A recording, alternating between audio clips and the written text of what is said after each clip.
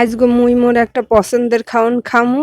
এইটা মোর এলহার না, মগো বরিশালের অনেক মানুষেরই এই খাউনটা অনেক পছন্দ। আসসালামু আলাইকুম, আমহেরা সবাই কেমন আছেন? মুইও ভালো আছি।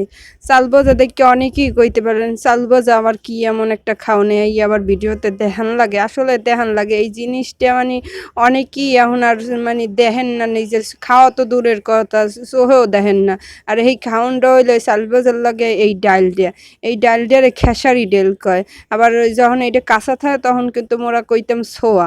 সেইটা যখন হালকা একটু পাইকিয়া এই ডাল দিয়া আর এই চাল ভাজা দিয়ে খাইতে যে কি মজা, হ্যাঁ আম্মেগো কি কম, যারা খাইছেন হেরাই জানেন।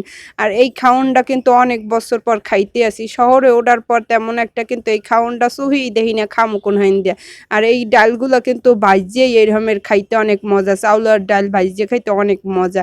আর এই ডালটি কিন্তু যেই ভাজা হয় সেইবার কিন্তু ফোটর ফোটর হয়ে গায়ে পড়ে।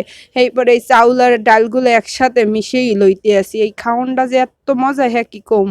ভাবলাম অনেক বছর পর যেহেতু খাইতে আসি আম্মেকেও দেখাই, এই দেখে আম্মেকেও অনেকেরই মনে পড়বে যে অনেকে খাইছেন, অনেকে খান, অনেকে অনেক দিন পর দেখলেন।